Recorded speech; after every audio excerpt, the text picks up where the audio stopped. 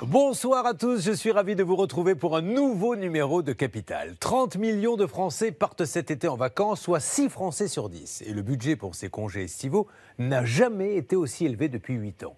1 502 € par foyer pour 12 jours contre 1 392 € en 2018. Alors, pour éviter que la facture des vacances dérape, Capital vous propose ce soir des bons plans et des solutions pour vous éviter de tomber dans les pièges des arnaqueurs en tout genre.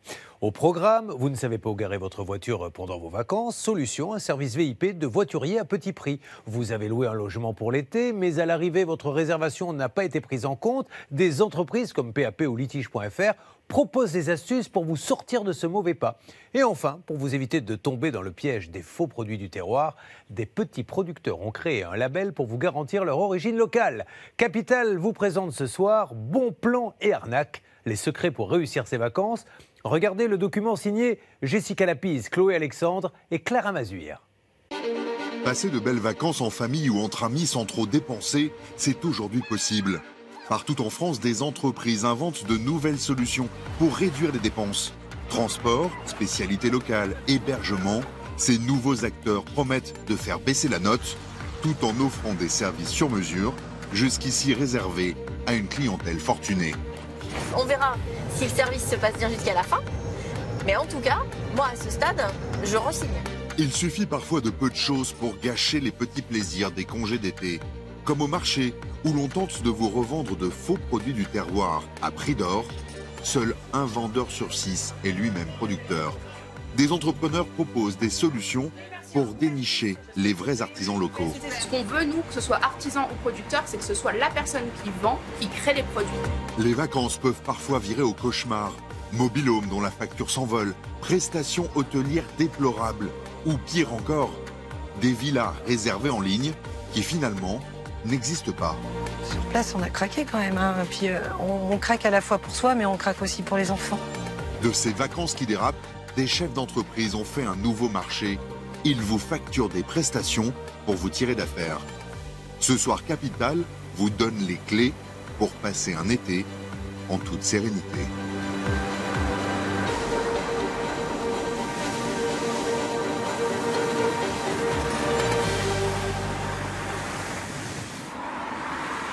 À Bressolles, dans le Tarn-et-Garonne. T'as pensé à ton sac à dos en fait aussi? La famille Bonassina se prépare à partir en vacances. Le maillot. T'as pris un maillot? Dans quelques heures, Caroline, son compagnon Mathieu et son fils vont s'envoler direction Venise pour une semaine. Tu prends que celle-ci? Ouais, je crois que ça. Ok, d'accord. Alors, go. Ils partiront de l'aéroport de Toulouse, à 50 km de chez eux. Problème, ils n'ont personne pour les y conduire. C'est simple, on n'a pas 36 solutions. Hein. Soit on nous emmène, soit on prend un taxi. Et le taxi, c'est simple. Pour notre voyage, nous, il aurait fallu compter un aller-retour à 200-250 €. Voilà. Trop cher pour Caroline. La dernière option, prendre leur voiture. Là encore, ça coince. Donc en fait, si on y va par ses propres moyens, il faut garer la voiture pendant une semaine. Donc je suis allée sur le site du parking de l'aéroport de Toulouse. Vous arrivez à des tarifs qui vont donc de 50 à 160-180 €. Donc pour la semaine. Et en plus, le moins cher, c'est donc à 3 km du terminal. Pour se garer à l'aéroport de Toulouse, il faut compter 165 € pour la semaine. À ce prix-là, on laisse sa voiture au pied du terminal. Pour trouver moins cher, il faut s'éloigner. 138 € pour 2 minutes de marche. 90 € pour 5 minutes. Pour ne payer que 50 €, il faut prendre une navette jusqu'à l'aéroport. Caroline a trouvé un bon plan pour payer moins cher. Blue Valet, un site internet qui promet un tarif imbattable avec un service VIP. Un voiturier récupère vos clés à l'aéroport et vous restitue votre voiture à votre retour. Pour une semaine, 65 €. Ça vous fait combien d'économies à peu près? Ça fait plus de 100 €. Comment cette entreprise arrive-t-elle à faire moins cher que les parkings officiels, tout en offrant un meilleur service? La promesse de Blue Valet, révolutionner la manière de se garer dans les gares ou les aéroports. Cela demande un peu d'anticipation aux clients et il faut penser à confirmer le rendez-vous aux voituriers. Alexis de Blue Valet, bonjour. Oui, bonjour. J'ai fait une réservation pour 16h30. Oui, pour 16h30, ok, il n'y a pas de souci. Je me situerai exactement à l'arrêt Minute Express et je suis vêtu de bleu. Ah ok, c'est super. Je vous dis à tout de suite. Ok, à tout de suite, merci beaucoup. Au revoir. Au revoir. Arrivé à l'aéroport de Toulouse, Alors on cherche un monsieur tout bleu. Ah ouais, il est là-bas. Il est là-bas. Ben c'est bon. l'accueil VIP promis est bien au rendez-vous. Un voiturier attend Caroline. Il arrive juste là. Ça marche. Merci. Le voiturier a même prévu le chariot pour les bagages de la famille. Du coup, je vous laisse faire. Au retour, vous allez recevoir un petit SMS avec le numéro du voiturier qui sera en charge de la restitution. Une fois que vous avez récupéré vos bagages, vous l'appellerez et il sera au même endroit pour vous restituer le véhicule. Très bien. Voilà, je récupère juste les clés. Oui, ça c'est moi. L'opération a duré 5 minutes en tout. Ok, vous prenez bien soin de... Surveillez-la bien. Ouais. Très bien, il n'y a pas de problème. Caroline et sa famille n'ont que quelques pas à faire pour rejoindre leur terminal. Alexis, le voiturier, part aussitôt avec leur voiture. Mais où va-t-il la garer? Première surprise, il sort de la zone aéroportuaire et parcourt 5 km pour rejoindre le parking de l'entreprise dans une zone industrielle. Voilà où arrivent les voitures prises en charge. Derrière ce portail métallique, au beau milieu des champs, dans un parking de 250 places. Le responsable du site, Simon, il voit défiler 1500 véhicules chaque mois. C'est pas anodin de confier son véhicule à quelqu'un. Donc le véhicule est assuré en cas d'accident ou en cas d'imprévu. Le parking est sécurisé, bien sûr, par des clôtures, par des détecteurs de mouvement, par des caméras et par une alarme anti-intrusion. Tiens, du coup, tu peux sortir la 307 et l'alarme de parking de proximité à l'aéroport. Elle est en restitution demain. Ok. 10 voituriers effectuent quotidiennement une quinzaine d'allers-retours entre ce parking et l'aéroport de Toulouse. L'entreprise optimise le temps de travail de ses salariés et ses places de parking. Tous les mois, chacune d'entre elles accueille 6 véhicules pour une durée moyenne de 5 jours. Résultat, le parking de Toulouse rapporte en moyenne 80 000 € par mois. Bordeaux. Juste à côté de l'aéroport, le berceau de Blue Valet. L'entreprise gère une vingtaine de parkings à travers la France. À la tête de la société, les frères Ricard, Benoît 32 ans et Hugo 28. En 2015, quand ils montent leur affaire, ils ne se doutent pas que leur idée leur permettrait de bâtir un petit empire qui emploie aujourd'hui 300 salariés. Il y a un peu plus de 4 ans maintenant, du coup, je bossais dans l'industrie pharmaceutique, donc j'étais amené en fait à me déplacer extrêmement régulièrement, quasiment toutes les semaines, pour des missions ponctuelles sur du développement commercial. Et donc, j'étais en fait confronté à la galère du stationnement dans les aéroports. Et donc, je me suis dit, mince, quand même, je pense qu'il y a une solution à apporter. C'est là que j'ai commencé effectivement à en parler à Hugo. Donc on s'est posé, on a réfléchi, on a regardé ce qui se faisait outre-Manche, outre-Atlantique. Puis petit à petit, on a dessiné l'idée de Blue Valet, ça s'est construit comme ça. Et puis on a dit, on se lance. On a commencé voiturier pendant 1 an à cravacher tous les jours, 7 jours sur 7, 5h minuit, à dormir à l'aéroport, etc. Je passe les détails, donc c'est très éprouvant. Leurs efforts n'ont pas été vains. Après 4 ans d'activité, plus de 10 000 transactions sont effectuées sur le site chaque mois. Ils prévoient un chiffre d'affaires de 10 millions d'euros pour cette année. Mais pour l'heure, la société n'est pas encore rentable. En termes de rentabilité, quand on ouvre une nouvelle ville, un site, aéroport ou gare, met à peu près 6 mois à être rentable. Donc comme depuis 2 ans, on a multiplié les ouvertures, l'année dernière, par exemple, on a enregistré 25 ouvertures. Donc là, tant qu'on est en période de forte croissance, il faut se financer. Et donc très vite, par contre, le modèle est rentable. Et à terme, on espère dégager une rentabilité de 10%. Avec un chiffre d'affaires multiplié par 4 en 1 an seulement, les 2 frères sont prêts à conquérir l'Europe. Bonjour à ceux qu'on n'a pas vus. Avec leur chef d'équipe, ils planchent aujourd'hui sur l'ouverture prochaine de leur plateforme en Italie. Un nouveau challenge après le lancement en Belgique, en Espagne et au Portugal. Et puis, je suis en train de démarcher un acteur sur de la géolocalisation pour essayer de cibler les personnes qui ont des véhicules sur Rome et sur Milan. Leur but à l'étranger, comme en France, offrir un service 20 à 30% moins cher que la concurrence. Alors, les aéroports existent depuis longtemps, ils ont un parking et ils ont été tout seuls sur ce marché-là pendant longtemps. Donc ils ont abusé d'un prix qui est excessif par rapport à l'offre de service proposée. Donc nous, on est arrivé et la marge qui se font depuis des années, c'est notre business. Et on arrive donc à avoir des prix très attractifs parce que les prix initiaux, les prix proposés avant qu'on arrive sur le marché étaient très élevés. L'entreprise facture le stationnement en moyenne 10 € par jour. Mais comment les deux frères peuvent-ils se permettre un prix si bas? Explication. Pour chaque commande effectuée, la start-up débourse 40% pour le salaire du voiturier, 25% pour le parking et 5% pour l'assurance. Il lui reste une marge brute de 30% pour payer les salariés du siège et leur site internet. Pour être rentable, le voiturier de vos vacances doit trouver des parkings meilleur marché. Margot Michel est responsable de la recherche de foncier. Chaque semaine, elle sillonne les alentours des aéroports et des gares pour trouver ces perles rares. Des parkings qu'elle n'achète pas, mais qu'elle loue. Alors c'est de la location. On ne fait pas d'achat puisqu'on reste une entreprise jeune avec de forts besoins en investissement. La trésorerie, c'est aussi un peu le nerf de la guerre. Donc du coup, pour l'instant, c'est pas dans notre politique et c'est pas dans notre stratégie d'acheter nos parkings. Son objectif ce jour-là, trouver un terrain proche de l'aéroport de Bordeaux-Mérignac. 18 000 voyageurs s'y rendent chaque jour et cette fréquentation ne cesse de progresser. Son entreprise loue déjà 2 parkings qui affichent complet. Margot en a repéré un nouveau, mais il est trop cher. Pour l'instant, on est parti sur un prix de départ à 60 € hors taxe le mètre carré. Donc on a une négociation à faire au niveau du prix. Margot a rendez-vous avec l'agent immobilier en charge du parking. Bonjour. Bonjour Thomas. Vous allez bien? Ça va et vous? Ouais, très bien. Bon, nous revoilà. En fait, il s'agit plutôt d'un terrain encore en friche. L'entrée sera ici.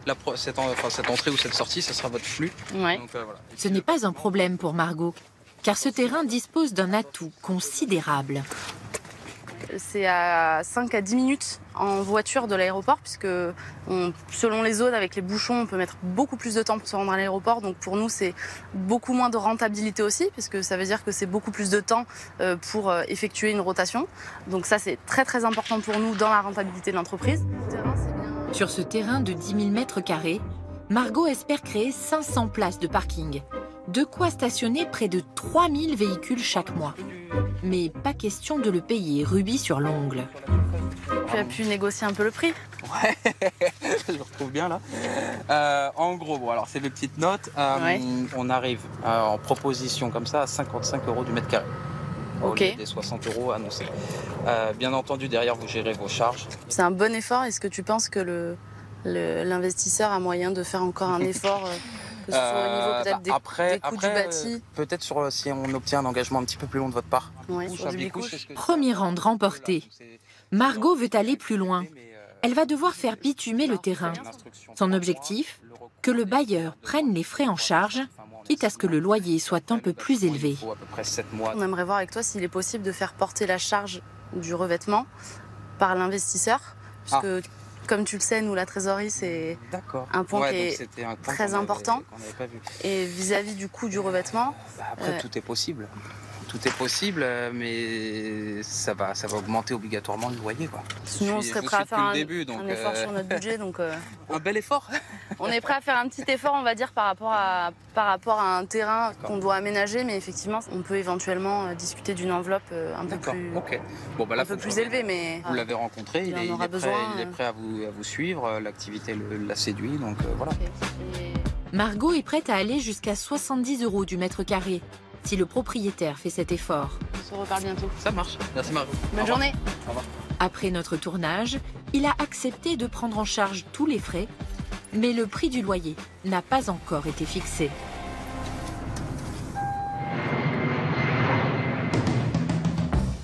Grâce à cette start-up, c'est désormais possible de bénéficier d'un service de luxe à petit prix. Une fois arrivé à l'aéroport, on peut trouver un autre bon plan. S'offrir un avion privé sans exploser son budget transport. Ce bon plan, 2 jeunes étudiants vont en profiter d'ici quelques heures. Stan, 22 ans, est en vacances chez son ami Guillaume, en Touraine. On va aller prendre le petit-déj. Ouais. On commence à faire faim. Go. Ils viennent juste de terminer leurs examens de fin d'année. Ils se sont levés aux aurores ce matin, car ils ont un avion à prendre. Elles sont où les tasses? Elles sont là. Non. Pour décompresser, les 2 copains s'accordent un week-end à l'Île-Dieu, à 350 km de là. T'as eu le pilote au téléphone ou pas? Ouais. Il t'a dit quoi? Il m'a dit qu'on décollerait vers 9h30, 10h. Contre toute attente, malgré leur petit budget d'étudiants, c'est en avion privé qu'ils se rendent sur place. Là, on fait un petit trajet Amboise, l'Île-Dieu. Donc on n'a pas le gros Boeing comme sur les aéroports. On est sur un tout petit coucou avec... c'est un 4 places. Ouais, il me semble. Un avion privé, c'est cher? Là, aller-retour, on en avait pour 171 €, il me semble, exactement. Chacun? Chacun. Avant de choisir cette option, les étudiants ont naturellement comparé les prix des différents moyens de transport à leur disposition. J'avais regardé pour un train, il y avait l'aller c'était 5h10, le retour 4h, donc ça fait perdre énormément de temps, plus la navette, il y avait une heure de traversée. C'était environ 100 € aller-retour pour le train, plus 45 € pour la navette, donc pas loin de 150 €. La voiture, c'était pareil, 4h50, 5h. Alors qu'avec l'avion, je pars à 10 minutes de la maison et j'ai 1h30 de vol pour aller directement sur l'Île-Dieu. Donc c'est assez royal. 26 € de plus avec l'avion. Mais Guillaume et Stan s'épargnent plus de 6 heures de transport. Pour réserver, ils sont passés par une plateforme de coavionnage, Wingly, une sorte de Blablacar des airs, une manière de partager les frais d'un trajet en avion. On y trouve des vols vers des destinations de rêve, avec la promesse d'un trajet plus simple et plus rapide. Comme ce vol, Amboise-La Rochelle, à 170 € en seulement 1h30.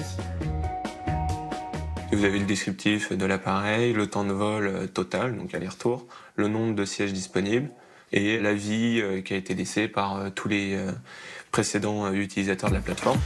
L'avantage pour les 2 amis, pas besoin d'aller dans un grand aéroport. Ils ont juste 12 km à faire pour rejoindre le petit aérodrome d'Amboise. Un quart d'heure plus tard, Guillaume et Stan retrouvent leur pilote, Emmanuel. Bonjour. Bonjour. Guillaume? Ouais. Emmanuel. Ouais, Guillaume. Exactement. Enchanté. Emmanuel est technicien dans l'aéronautique. Ce pilote amateur vole régulièrement pour le plaisir. Il ne possède pas d'avion, il le loue à l'aéroclub. C'est lui qui a posté l'annonce sur Wingly. Il avait prévu d'aller sur l'Île-Dieu et avait 3 sièges libres. Vous me donnez vos sacs, je vais les ranger. Pas d'enregistrement de bagages ou autre formalité. En quelques minutes, tout est réglé. Hop, allez. On va se mettre sur la ligne jaune. En revanche, ici, les passagers s'impliquent. Il faut mettre la main à la pâte. On est obligé, si on veut voler, il faut mettre l'essence. Le plein d'essence est compris dans le prix de la location de l'appareil. On ne s'occupe pas de savoir combien va coûter l'essence, ce qu'on a consommé, combien on va devoir payer. Non, c'est compris dans l'heure de vol. Voilà. Donc c'est le coût de l'essence est calculé par le club et celui-ci fixe le prix de l'heure de vol qui a forcément tendance à légèrement augmenter chaque année. L'heure de vol est fixée à 168 € pour cet appareil. Emmanuel a calculé 3 heures de vol pour l'aller-retour à l'Île-Dieu. Il devra donc régler 504 € à l'aéroclub. Avec le Blablacar des airs, le pilote a trouvé un moyen de faire baisser la note en partageant ses frais. Ce jour-là, il va voyager avec les 2 amis, mais aussi notre caméraman qui a bien sûr payé sa place. Le but, c'est de diviser le coût du vol par le nombre de personnes à bord, le pilote y compris. Donc là, on va faire un vol à 4 personnes. On va diviser le prix de notre vol par 4. Comment la plateforme a-t-elle fixé le prix de ce vol à 171 € par personne? Il y a d'abord la participation aux frais de vol d'Emmanuel, 126 €. Les taxes d'atterrissage et de parking de l'avion, 6,50 €. L'adhésion obligatoire à la Fédération française d'aviation, 6 €. Et enfin la commission de Wingley, 32,50 €. Soit au total 171 € pour l'aller-retour. Pour Emmanuel, ce système est une aubaine. Pour ce vol qui lui revient 530 €, la plateforme lui a versé 400 €. Grâce à Wingley, il peut s'adonner davantage à ce loisir très onéreux. On arrive à voler à moindre coût. Économiquement, c'est intéressant. Ça me permet de voler plus, au moins 40% d'heures de plus à l'année. Avant de proposer ses vols sur la plateforme, le pilote volait 25 heures par an en moyenne. Aujourd'hui, c'est plutôt 40 heures. Au cas où, je vous ai mis un petit sac. Si jamais ça n'allait pas, vous n'hésitez pas à l'utiliser. Yes. Ok. Allez.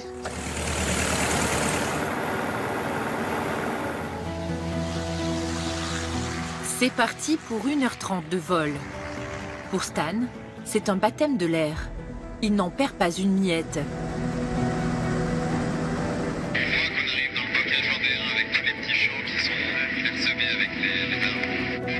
Au-delà du gain de temps, Guillaume et Stan sont surtout séduits par l'expérience.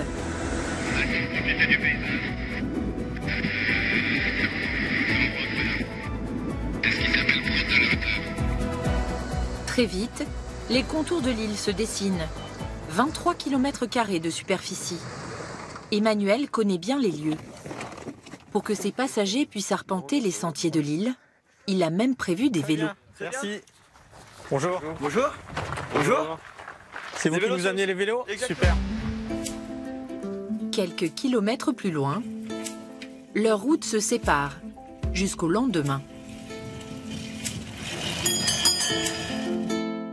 En attendant, Stan et Guillaume vont profiter d'un week-end privilégié en bord de mer.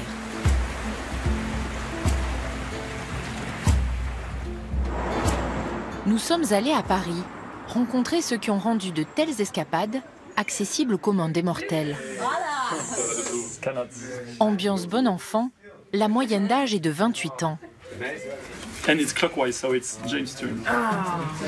Les salariés ici sont de diverses nationalités. La plateforme existe en France, en Allemagne et en Angleterre. À la tête de ce projet, Émeric de Vazier et Bertrand Joab-Cornu, tous de 27 ans. Pilotes amateurs, ils cherchaient un moyen de partager les frais de leur loisir préféré. C'était en 2015. Depuis, le site cartonne auprès des vacanciers. L'an dernier, son chiffre d'affaires a été multiplié par 3. En 2018, on a vendu pour 2 millions de volumes de vente sur la plateforme. Et là, en 2019, on n'a même pas fait la moitié de l'année. On n'a pas passé nos saisons hautes. On est déjà presque à 1 million de volumes de vente. Donc on devrait finir cette année sur une base de 5 à 6 millions de volumes de vente. Pour l'heure, la start-up n'est pas rentable. Elle espère être bénéficiaire d'ici l'année prochaine. L'entreprise se finance grâce à une commission prélevée sur chaque réservation. 10 €, auquel s'ajoute 15% du prix de vente. Cette commission, elle est séparée en deux. Il y a une partie fixe en fait, qui correspond à nos frais directs. Donc c'est aussi bien l'assurance que les frais financiers que la plateforme supporte pour les passagers. Et ensuite les 15% qui eux, nous permettent de faire vivre la société. Donc aujourd'hui, ça veut dire payer déjà l'équipe, puisqu'on est plus d'une vingtaine dans l'équipe, et aussi tout ce qui est marketing, communication. Pour développer davantage son business, l'entreprise doit toutefois lever un frein, la crainte d'un accident. Pour rassurer les clients sur les compétences de ces pilotes amateurs, la plateforme a recruté une personne chargée de vérifier tous leurs agréments. Je valide. Dans un premier temps, le certificat médical qui est délivré par un médecin agréé par la DGAC, donc un médecin aéronautique, qui va déterminer si médicalement il n'y a aucune contrainte à ce que cette personne puisse effectuer des vols en toute sécurité avec des passagers. L'autre document indispensable, c'est la licence de pilote, une sorte de permis renouvelé tous les 2 ans. Jean scrute à la loupe le moindre détail. Typiquement, lui, je vais être obligé de le refuser. Pourquoi ? Parce qu'il m'a mis qu'un seul côté de sa licence. Je n'ai ni son prénom, ni son numéro de licence, actuellement. Et du coup, à ce moment-là, je ne peux pas l'accepter sur Wingly. Parce que je dois être sûr et certain qu'il s'agit bien du bon pilote. Aujourd'hui, 1 millier de pilotes proposent des vols sur la plateforme. Wingly s'attend pour l'été à plus de 4000 réservations en France. Avant le transport, le principal budget des vacanciers, c'est l'hébergement. Il représente 1/3 de leurs dépenses. Pour faire des économies, les Français sont de plus en plus nombreux à louer un appartement ou une villa à un particulier via une plateforme. Mais parfois, le bon plan vire à l'arnaque.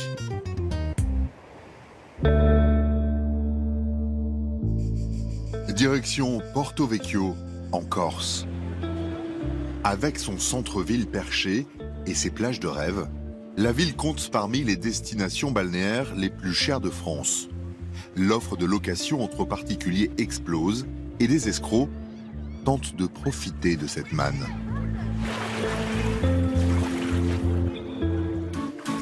Ces 2 familles originaires du Havre en ont fait les frais l'an dernier. Mais par rancunier, ils ont reloué une maison en Corse cet été. Voilà, je pense que les vacances commencent on ne peut mieux par rapport à l'année dernière, ça c'est sûr. Est-ce que t'as pleuré toi l'année dernière? Oui. Ah ouais. Et toi Jade, t'as pleuré? Beaucoup de fois, hein? Plein. L'après-midi? Oh, l'après-midi c'était horrible. L'été dernier, à la même époque, Sandra, Benoît et leur couple d'amis réservent une villa sur un site d'annonce entre particuliers. Et ils y mettent le prix, 5 500 € pour 2 semaines. Méfiante, Sandra va jusqu'à vérifier que la maison existe bel et bien en faisant des recherches sur des photos satellites. Un détail la rassure définitivement. Le paiement de cette location est encadré par un célèbre site d'avis touristique. La transaction se faisait par TripAdvisor, qui est une sécurité de paiement. Donc pour nous, c'était un gage de sécurité. Mais bon, on va dire qu'on y croyait. On y croyait réellement. En plus de cette garantie supposée, les locataires échangent par mail avec la propriétaire de la maison, qui les met en confiance. Mais les amis ne savent pas encore que les escrocs soignent chaque détail de leur arnaque aux maisons de l'été. Je conduis ou tu conduis? Ainsi, l'adresse de la maison était très précise. Quand après une longue journée de voyage, les amis voient le panneau indiqué par la propriétaire, ils sont confiants. Donc là, en fait, c'est le point de départ, puisqu'on était plutôt contents. On avait trouvé le lieu dit Suartello, qui était dans notre adresse. Et du coup, on s'est dit, c'est bon, on y est. Ils se croient arrivés. Ce n'est pourtant que le début d'une longue exploration. Tu es allé beaucoup plus haut, tout droit. Tu es monté très haut. Pendant 2h30, 2 bonnes heures, on a vraiment cherché à la fois à pied et à la fois aussi avec la voiture. Là, je me rappelle bien, j'ai eu un petit espoir quand je suis arrivé ici, parce que là, j'ai vu un portail. Et en fait, je suis allé, de toute façon, c'était pas là. Quand on voyait Suartello, on s'est dit, c'est forcément ici. Donc on s'est vraiment obstiné. Dans le secteur. À force de recherche dans ce quartier résidentiel, le couple trouve enfin la fameuse villa. Un soulagement, mais de courte durée. Car si c'est bien la maison de l'annonce internet, d'autres locataires occupent déjà les lieux. Sandra et Benoît parviennent à contacter la vraie propriétaire. C'est la douche froide. Elle n'a jamais entendu parler de leur réservation. Sur place, on a craqué quand même. Hein. Puis on craque à la fois pour soi, mais on craque aussi pour les enfants. Parce que les enfants, malgré tout, ils avaient fait beaucoup d'heures de route. C'était très, très fatigués. Et là, on repartait à zéro. On n'était même pas sûr de pouvoir trouver quelque chose d'équivalent à ce qu'on avait réservé. Au pied du mur, le couple songe même à faire demi-tour. avec les billets d'avion, on était sur 750 €. On aurait perdu la location de la voiture. La location de la voiture, on était sur 400 €. Plus la location de la maison. Donc nous, en 3 couples, ça nous faisait 1700 €. Donc sur l'ensemble, on était à 3100, 3200 € de perdu. Voilà, sans vacances.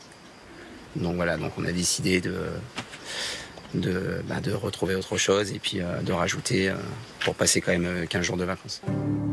Les deux familles dépensent donc 4000 € de plus pour une nouvelle réservation de maison. L'arnaque était particulièrement bien ficelée. La maison existait, mais l'annonce était fausse. Quant à la sécurité du paiement, elle n'a jamais existé. Ce document a été rédigé par l'escroc lui-même. La centrale de paiement en question n'est pas intervenue dans ce dossier. L'escroc a empoché 5500 € de location. Les couples n'ont pas pu se faire rembourser.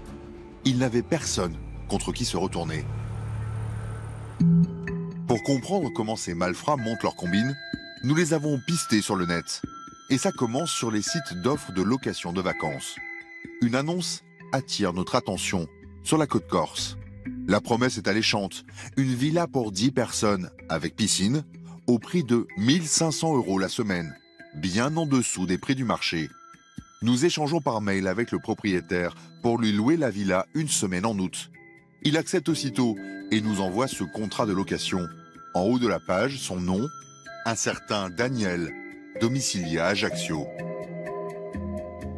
Pour confirmer la réservation, il nous demande un acompte de 600 €, soit 40% du prix de la location.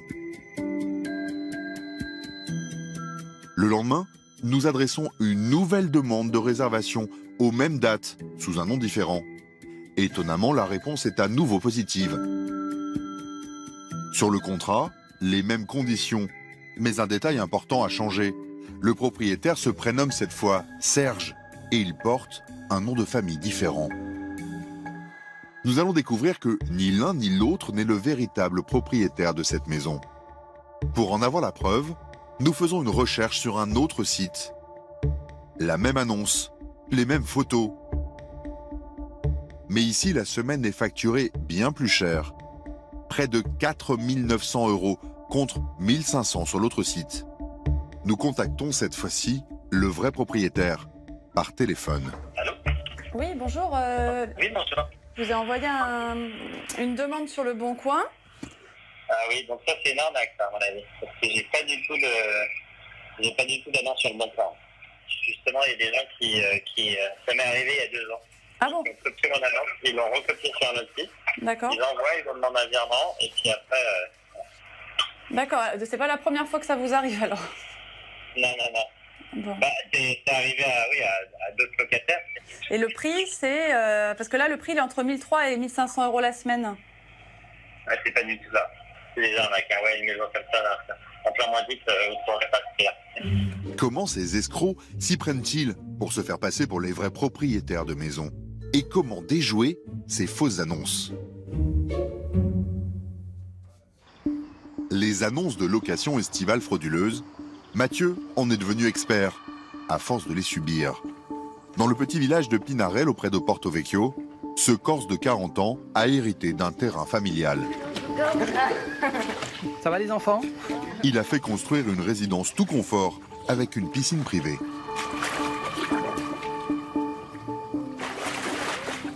Il y a 5 logements, oui. Donc il y en a 3 dans ce bâtiment ici, 2 en bas et 1 en haut qui fait toute la surface du haut, avec une terrasse sur 3 côtés. Mathieu loue chaque appartement avec terrasse, barbecue et jacuzzi entre 800 et 1700 € la semaine en fonction de la saison. Ça, c'est le prix officiel sur l'annonce que Mathieu dépose lui-même sur des sites. Pourtant, régulièrement sur d'autres sites, il voit les photos de ses appartements proposés à des prix cassés. Oui, alors on peut aller voir. Du coup, Pinarello, c'est comme ça que je l'ai retrouvé. Alors ça, en fait, ce sont mes photos, mais pas mon texte qui a été repris, pas mes prix non plus. Et d'ailleurs, la localisation ne correspond pas non plus à notre localisation. C'est juste une copie de photo avec un autre numéro de téléphone et voilà, et évidemment une arnaque. Pour savoir qui se trouve derrière cette arnaque, Mathieu va tenter de joindre le numéro de téléphone indiqué. messagerie Orange, bonjour. La personne que vous essayez de joindre n'est pas disponible. Voilà, comme d'habitude. Signaler un abus. Une fois de plus, le propriétaire signale l'annonce frauduleuse à l'administrateur du site internet, sans grand espoir pour autant. Donc voilà, le message a bien été envoyé. Et de toute façon, on ne peut rien faire si ce n'est perdre du temps. Donc on les signale, ça disparaît et ça revient. Donc c'est aux gens surtout d'être vigilants face à ces annonces et de vérifier que la résidence existe, que la boîte existe, que la maison existe, avec les offices du tourisme notamment, qui peuvent les renseigner. Le conseil de Mathieu pour éviter les arnaques, se méfier des prix trop bas et des photos trop belles. Face à ces abus, des entreprises spécialisées dans les locations entre particuliers ont senti qu'il y avait un business à prendre, celui de la confiance. Leur promesse, ne publier que des annonces vérifiées. Pour trouver sa maison de vacances sur Internet, les sites ne manquent pas. Airbnb, Booking, Abritel ou encore Le Bon Coin. Face à cette concurrence écrasante, une entreprise parisienne compte tirer son épingle du jeu. Cet outsider, c'est PAP, de particulier à particulier. Souvenez-vous, c'était un journal de petites annonces qu'on achetait en kiosque. Il y a 5 ans, l'entreprise a créé un site dédié aux locations de vacances. Il propose 30 000 annonces. Leurs propriétaires paient un forfait pour les déposer. 59 € pour l'été et 129 € à l'année. De quoi assurer 2 200 000 € de chiffre d'affaires par an. Pour attirer les vacanciers, bonjour. Le site a décidé de ne publier que des annonces sûres et vérifiées. Et ça marche. L'an dernier, 4 millions de Français ont consulté la plateforme. Sécuriser les annonces, c'est le travail de Laetitia et Ludivine. Elles se transforment en détectives pour débusquer les arnaqueurs. Ce matin, on a réceptionné 12 annonces. Les 12, je les vérifie automatiquement. Sa mission, s'assurer que la personne qui dépose l'annonce est bien le propriétaire. Elle vérifie systématiquement par un coup de fil. Donc là, il s'agit d'une maison de vacances à Saujon, donc je vais la rappeler. Afin de valider son texte avec elle, ses coordonnées, être sûr que du coup j'ai un interlocuteur au bout du fil et pouvoir publier son annonce. Oui, bonjour, je voulais valider avec vous, donc avoir des confirmations sur certains renseignements que vous avez mis dans l'annonce.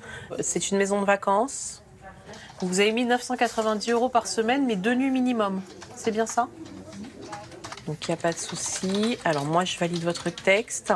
Mais là ça y est, là j'ai validé l'annonce. Donc son annonce elle est en ligne. Quand une annonce lui paraît suspecte, comme ce bien situé à Porto Vecchio en Corse, à seulement 450 € la semaine, Laetitia se lance dans une enquête de police. Donc c'est un T2 de standing de 40 mètres carrés avec splendide vue panoramique en surplomb. Je trouve les photos assez belles.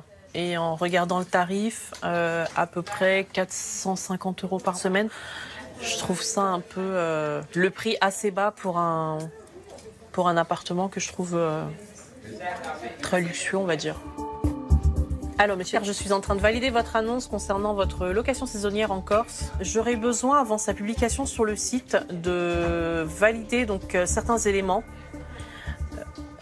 Et notamment le fait que vous soyez donc le propriétaire du bien. Donc j'aurais besoin que vous m'envoyiez, si c'est possible, les 4 premières pages du titre de propriété. D'accord? Et il n'y a personne qui peut les envoyer? À l'autre bout du fil, l'homme semble hésitant. Il va même se rétracter. Très bien, donc il n'y a pas de souci. Dans ces cas-là, j'annule l'annonce, monsieur. Il n'y a aucun problème. Donc il me confirme qu'il est en déplacement, donc qu'il n'a pas la possibilité de m'envoyer les documents que je lui demande. Et bizarrement, il me demande d'annuler l'annonce. Là, je pense que j'ai eu affaire à un contact frauduleux. Aucun client ne tombera dans le piège. Grâce à ses offres vérifiées, la plateforme entre particuliers a enregistré la réservation d'1 700 000 nuitées l'an dernier. Un chiffre en hausse de 18% depuis le début de l'année. Si vous aussi à la maison, vous voulez vérifier si une annonce est vraie, écoutez bien, il y a une astuce à connaître. Celui qui va tout vous expliquer, c'est David Rodrigue. Il travaille à la CLCV, une association de défense des consommateurs. Cette vérification repose sur les photos des biens loués. On peut comparer d'un site à l'autre si c'est la même personne qui va poster l'annonce. Donc on va faire effectivement la manipulation. Donc vous avez sur votre navigateur la possibilité éventuellement de copier l'adresse de l'image. Et puis après, regardez sur un site spécifique, Google Images par exemple, si la photo existe. Pas besoin d'être un as de l'informatique. En faisant un clic droit sur la photo d'origine, on copie son adresse. On se rend ensuite sur un moteur de recherche spécialisé dans les images. On clique sur l'appareil photo et on colle l'adresse. En seulement quelques secondes, toutes les annonces affichant la photo recherchée apparaissent. La villa en question est à louer sur différents sites. Donc ici, voilà, vous avez une personne qui se présente comme le propriétaire, sauf que sur le site que nous avions tout à l'heure, on n'a pas le même nom, ou du moins pas le même pseudo. Donc il ne faut pas hésiter à comparer, à croiser les informations. Donc il faut faire ce petit travail de comparaison qui peut paraître effectivement un petit peu fastidieux. Après, quand on peut le voir, on est sur des vacances qui sont parfois à 3 000, 4 000 euros la semaine. Perdre une ou deux heures pour s'assurer qu'on n'est pas sur une arnaque, finalement c'est un bon investissement. Dernier conseil donné par l'association de consommateurs, ne pas échanger uniquement par SMS ou par mail, mais parler de vive voix avec le propriétaire. Mais que faire quand il est trop tard? Que l'on est tombé dans le piège et que l'on veut récupérer son argent? Aller en justice? Trop long et trop cher. La solution vient peut-être de jeunes entrepreneurs. Ils ont vu chez ces victimes d'abus aux vacances un formidable marché à exploiter. Notre enquête nous amène à 40 km d'Orléans, dans la commune de Toury. Ce jour-là, un habitant du village a le sourire. Il vient de recevoir un chèque de 1 198 € pour le dédommager d'un voyage qui a tourné à la catastrophe. Il y a 6 mois, Éric est parti en Guadeloupe avec sa femme et il était persuadé d'avoir dégoté un plan de rêve. Et là, je vois que c'est une promo quand même relativement intéressante puisque le voyage, il est à 599 €. Dedans, j'ai l'allocation de la voiture, le billet d'avion par Air Caraïbes et j'ai un hôtel 3 étoiles en petit déjeuner. Exactement ce que je voulais pour partir en Guadeloupe. Pourtant, rien ne va se passer comme prévu. Et là, quand on est arrivé à l'hôtel, la stupéfaction, parce que l'hôtel 3 étoiles, il était pourri, quoi. En fait, ça, c'est ce que je voyais de mon bungalow. La moitié de l'hôtel qui est en chantier, donc ils ont mis des palissades dans tout l'hôtel, comme paradisiaque qui est un peu mieux. Là, on arrive sur la piscine. Moi, je trouve que c'est pas très propre, hein. Le carrelage, il est à moitié pété. Les margelles de la piscine, elles sont plutôt noires que blanches, alors qu'à la base, elles sont blanches. Pire, son bungalow est dans un triste état. Là, c'est l'état du store de mon bungalow. Il était cassé, en plus. Bon, ça, c'est un salon de jardin. Enfin, ça a dû être, à une époque, un salon de jardin, quoi. Ben, voilà ce qu'ils vous font quand vous venez au paradis. Ben, une table de jardin à moitié déglinguée, quoi. Ça, c'était nos amis quand on rentrait le soir. Il y en avait partout dans la cuisine. Ça, c'est des fourmis. Des fourmis guadeloupéennes. Je me dis qu'on m'a vendu n'importe quoi, quoi. Je me dis que le voyagiste qui a vendu cet hôtel-là, en fait, il n'y a jamais mis les pieds. À son retour, Éric demande un geste commercial à l'agence de voyage qui botte en touche. Piqué au vif, il ne lâche pas l'affaire. Il veut obtenir un remboursement total de son voyage. Sur Internet, il trouve une jeune entreprise qui fait de vos différends un véritable business. Je suis tombé sur litige.fr avec cette accroche « Envoyez gratuitement une lettre de mise en cause à vos adversaires pour vos litiges ». Donc j'ai dit pourquoi pas leur envoyer un courrier. Une offre alléchante, pour laquelle le site prend soin d'indiquer un pourcentage de réussite encourageant, 20% de succès. Éric se laisse tenter par la formule. C'est une lettre qui est déjà toute écrite par le site. Si vous voulez, vous pouvez rajouter des commentaires. Vous avez juste à valider pour que le site l'envoie gratuitement. Voilà. Si ça ne marche pas, la plateforme a tout prévu. À côté de la lettre gratuite, 3 autres possibilités. De la mise en demeure à la saisine du tribunal, mais cette fois elles sont payantes. avec des taux de réussite qui augmentent avec le prix des formules. Ils vont faire tout le démarchage administratif que j'ai horreur de faire. Je n'ai pas besoin d'aller au tribunal, d'aller voir un avocat. Là, je monte tout de chez moi en regardant la télé. Je leur envoie par mail et eux s'occupent de monter le dossier. Qui sont ces entrepreneurs qui ont eu l'idée de s'attaquer au tracas de nos vacances? C'est à 2 pas des Champs-Élysées que se trouve le siège de litige.fr. Avec près de 250 000 recours chaque année, on s'attend à trouver une armée d'avocats. Oui, bonjour Madame Michel. Oui, bonjour. Madame, c'est le service litige. Mais en lieu et place, une dizaine de commerciaux pendus à leur téléphone. Ouais, je vous invite à me valider votre dossier. Les clients n'ont pas encore fini de remplir leur fiche de renseignement que les commerciaux les appellent. Oui, bonjour monsieur, c'est Arthur du service litige.fr.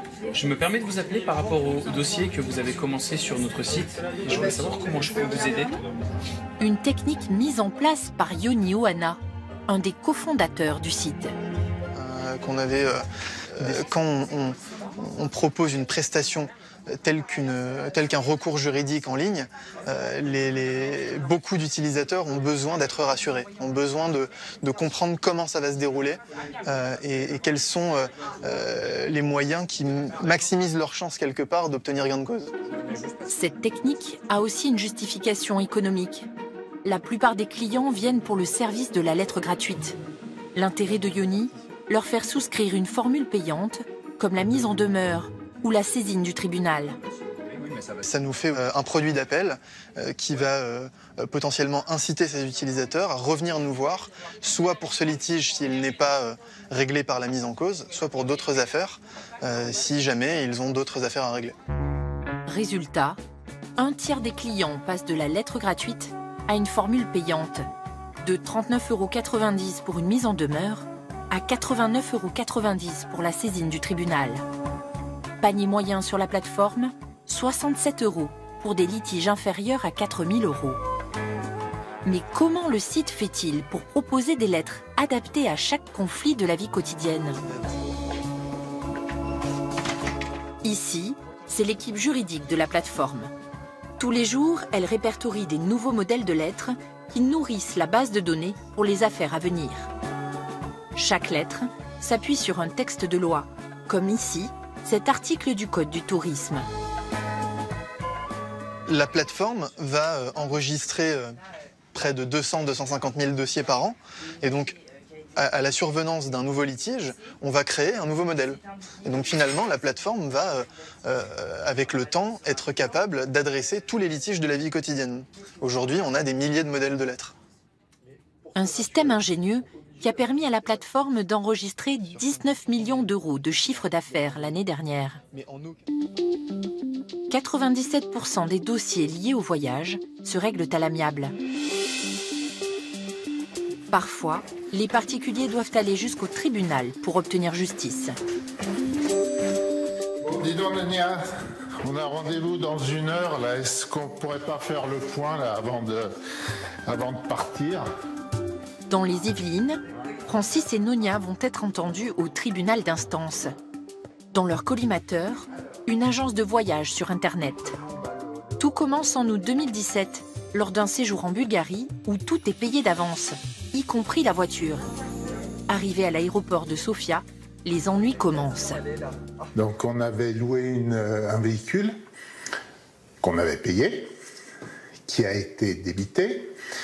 Et quand on est arrivé donc, pour prendre le véhicule, il nous a été refusé.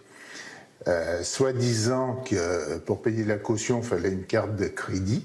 Et on nous a dit que notre carte était une carte de débit, ce qui n'est pas pareil.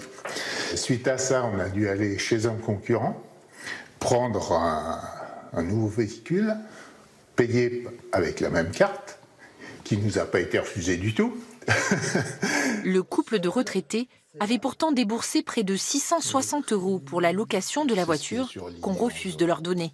Et les tarifs pratiqués par l'autre loueur sont encore plus élevés. La deuxième location, qu'on a été obligé de faire, puisqu'on était bloqué à l'aéroport, a coûté 950 €. Effectivement, là, on n'a pas trop le choix en dernière minute. 950 € qu'ils n'avaient pas prévu de dépenser et qu'ils ont bien l'intention de se faire rembourser. Malgré plusieurs courriers amiables, ils n'ont reçu aucune réponse pertinente du tour opérateur. Ils décident d'employer les grands moyens. Direction le tribunal de Saint-Germain-en-Laye. Ils ne seront pas assistés d'un avocat pour passer devant le juge, car ceux qu'ils avaient consultés les en avaient dissuadés. Il nous disait d'aller plus loin et que ça nous coûterait une certaine somme et que ça valait pas le coup parce que pour récupérer 1 000 €, disons, on allait payer autant, voire plus. Il y a 6 mois, alors qu'ils avaient baissé les bras, ils tentent le pacte judiciaire de litige à 89 €. Le site se charge d'écrire une mise en demeure et de saisir le tribunal pour eux. On a envoyé les différents documents qu'ils nous ont demandés. Ils ont monté le dossier et jusqu'au moment où ils nous ont obtenu donc un rendez-vous au tribunal. Alors que leur affaire piétinait depuis plus d'1 an et demi, ils reçoivent leur convocation en seulement 2 mois. En revanche, le rôle de litige s'arrête là. Il n'y a personne qui vous attend. Non. Ah non? Non, non. Personne de chez On n'est pas représenté, on est seul. J'aime pas... Ouais. On est seul. Écoutez, on verra bien, de toute façon. C'est même pas une question de se défendre, c'est montrer, exposer les faits. L'opération devrait prendre moins d'une matinée. Francis et Nonia vont attendre leur tour pour être ensuite entendus par le juge. 2 heures plus tard, les visages ne sont pas à la fête. Bon, on n'a plus qu'à recommencer, revenir au mois de décembre. Eh oui. Tout ça pour pas grand-chose. Ça s'est passé rapidement. On a attendu 2 heures, mais ça s'est passé rapidement puisque l'audience est repoussée au mois de décembre. La partie adverse ne s'est pas présentée. Le juge craint que l'agence de voyage n'ait jamais reçu la convocation que le tribunal lui a envoyée. Il préfère donc reporter l'audience. Pour le couple, c'est la déception. Disons que ça repousse encore, quoi. On voyait que ce serait fini et c'est pas fini. Vous savez, ça fait 2 ans, alors on n'est plus à 6 mois près. Malgré tout, Francis et Nonia sont plutôt sereins. Dans ce genre d'affaires qui vont jusqu'au tribunal, plus de 90% des demandeurs obtiennent gain de cause. En réservant son séjour pour l'été, on peut donc tomber dans de nombreux pièges. Pour partir en vacances tranquilles, certains Français ont fait un autre choix. S'acheter un mobil-home dans un camping. Mais est-ce réellement la garantie de vacances en paix? Cap-Breton, en plein cœur de la forêt des Landes, une région particulièrement dotée en camping. Rachel, Robert et leurs enfants passent la semaine dans le mobil-home qu'ils ont acheté ici. Pourtant, quand ils arrivent chez eux, leur petite maison est déjà occupée par d'autres personnes. Et bonjour. Bonjour. Ça va? Ces 6 jeunes ne sont pas des amis de Rachel. Bien passé les vacances? Bonjour. Oh, on voit celui du travail. Les vacances de la famille vont commencer par une petite inspection. Qui c'est qui vient faire l'état des lieux? Nous deux. Allez, les 2, c'est parti. Ces jeunes sur le départ sont en fait les locataires de Rachel. Vous avez tout remis comme il faut? Tout est rangé. Tout est à sa place. Pour une semaine, ils ont versé à Rachel 700 €. Il en reste un petit peu, mais ça va. Non, non, ils ont été sympathiques, ils m'ont tout rangé à leur place. Voilà, ils m'ont même pas laissé des gâteaux. Au revoir. Au revoir. Au revoir. Merci, bon retour. Une fois ces locataires partis, Rachel et sa famille reprennent leur marque dans leur mobil-home. Alors, c'est qui va dormir alors ce soir? C'est moi. Vous êtes content là de retrouver votre mobil-home? Oui. Ah oui. Oui. C'est quand même sympa de pouvoir le louer, mais c'est sympa de pouvoir le récupérer et en un seul morceau surtout. Oui, d'en profiter juste avant la rentrée scolaire. Voilà, ça fait du bien quand même. Louer son mobil-home de temps en temps permet à la famille d'amortir ses coûts. Rachel et Robert n'ont pas seulement déboursé 25 000 € à l'achat, Ils doivent remettre la main au portefeuille chaque année, car le camping leur facture un loyer annuel de 3 875 €. Le fait de pouvoir louer le mobil-home nous permet de pouvoir payer en partie la location annuelle du camping. Le couple perçoit en moyenne 2 500 € de location par an. Un bon plan, mais cela ne suffit pas à couvrir le loyer versé au camping. Pour ces établissements, ces mobil-homes détenus par des propriétaires sont devenus une vraie rente.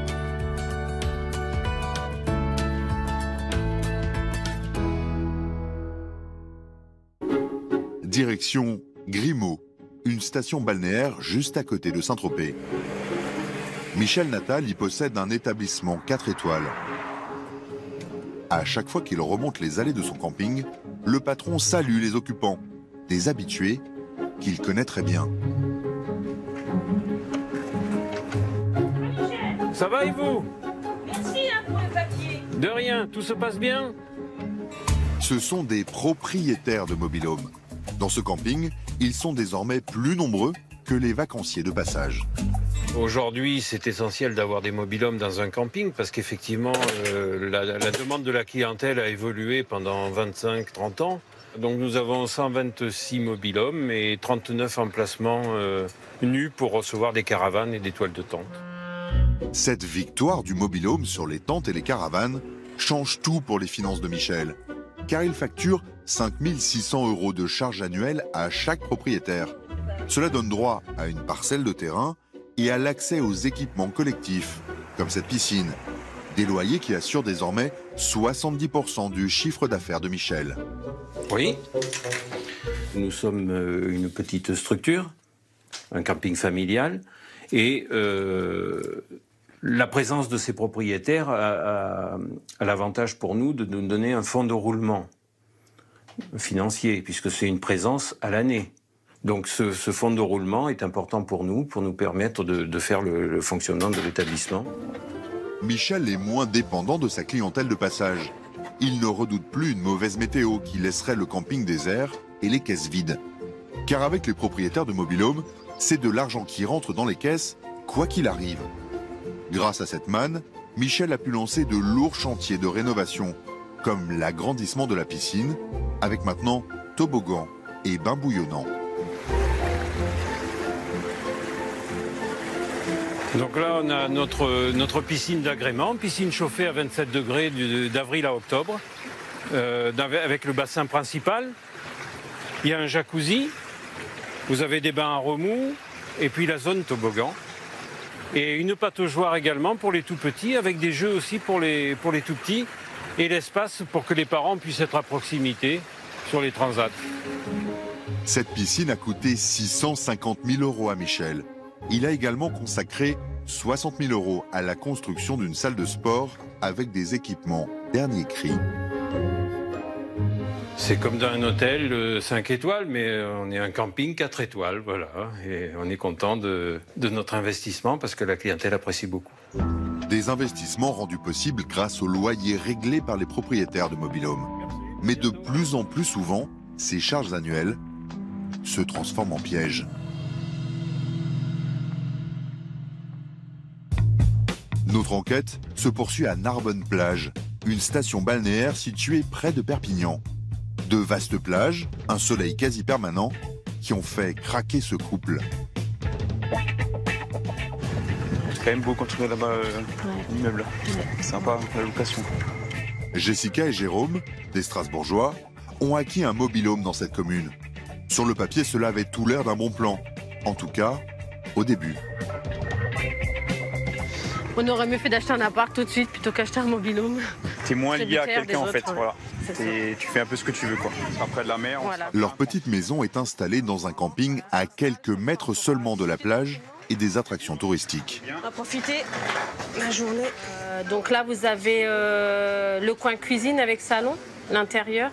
Ça, c'est mon mobil-home, donc la parcelle vue de l'extérieur. Le mobil-home de Jessica est semblable à celui-là. 30 mètres carrés, 2 chambres et une petite terrasse pour les apéros de l'été. Idéal pour le couple, d'autant que le prix est alléchant pour une maison de vacances. je l'ai acheté donc en juillet 2016 à 20 100 €. À cela s'ajoutent bien sûr les charges versées au camping. Elles figurent noir sur blanc dans le contrat qu'ils ont signé. 2 990 € par an. Mais 2 ans plus tard, le couple reçoit un courrier. Il leur annonce que le loyer est révisé à la hausse.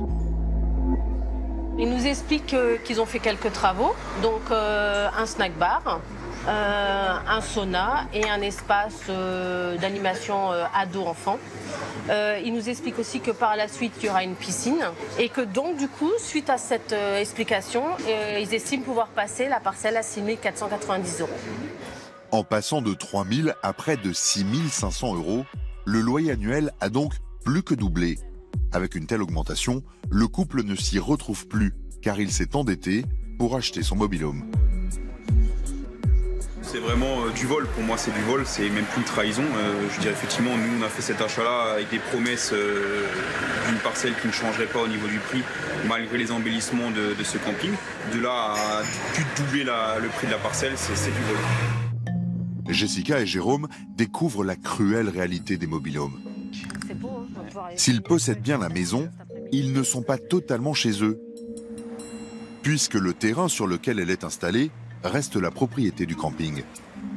D'ailleurs, le couple ne peut pas faire venir qui il veut dans sa propre habitation.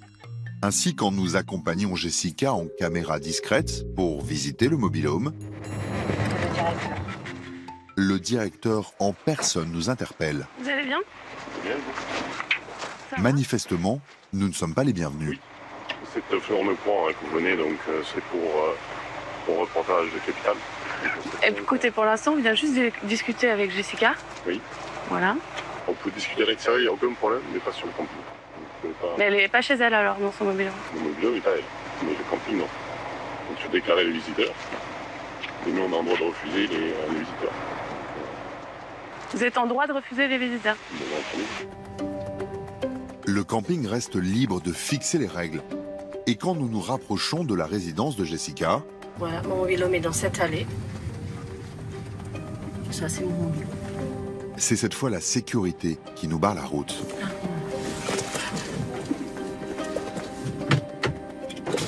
Non, madame, stop. Je vous ai demandé gentiment de raccompagner ces 2 personnes à l'accueil, c'est maintenant. Monsieur, je suis chez moi ici. Moi, j'ai payé une parcelle et j'ai acheté un mobil-home. Donc, je monte mon mobil-home. Non, c'est maintenant, madame. Non, je monte mon mobil-home, madame, et je vais me garer sur le mobil-home. Madame. Oui, ben, je vais d'abord garer ma voiture et après, je sors. Non, vous sortez maintenant. Non. Comment on fait là? Ah ben, comme vous voulez. Je vous demande gentiment, madame. Donc, une fois de plus, on a acheté un mobil-home, on est chez nous, mais on n'est pas chez nous, apparemment. Nous décidons de rebrousser chemin. La direction du camping n'a pas voulu répondre à nos questions. Les mobil-homes, c'est un sujet délicat pour l'établissement. Ils sont plusieurs propriétaires, comme Jessica, à contester la hausse des loyers. Bonjour. Ça va? Ça va bien? Ça va bien? Ça va.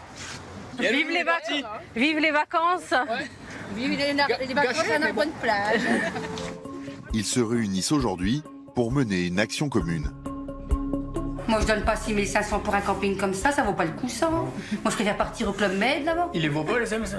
Bah si, prendre l'avion et puis partir frais tout payé, avec piscine et tout, 6 500 pour ça. Avec ces loyers qui explosent, le plus simple serait de vendre. Mais les propriétaires ont eu une autre surprise. Dans ce camping, impossible de revendre leurs biens sans l'accord de l'établissement. Il fixe seul les prix de rachat des maisons qu'il a lui-même vendues. On leur a demandé s'ils voulaient reprendre notre mobil-home. Ils nous ont proposé la première fois 3 000 €. On l'a payé 18 400. On a échangé par mail et on a demandé s'il n'y avait pas une plaisanterie quelque part. Alors, en 5 minutes, 10 minutes, c'est passé à 4 100. Alors, on a refait un mail parce qu'on s'est dit si tous les 5 minutes ça monte de 5 100, j'ai dit ça devient intéressant. Hop, et après ça s'est arrêté. Plus de mail, plus rien. Plus d'échange. Plus d'échange. Comme d'hab. On s'est fait rouler. Ils nous ont vendu du rêve. C'est une grosse arnaque. Pas question pour eux de céder leur mobil-home pour une somme dérisoire. Dès leur retour de vacances, ils feront appel à un avocat.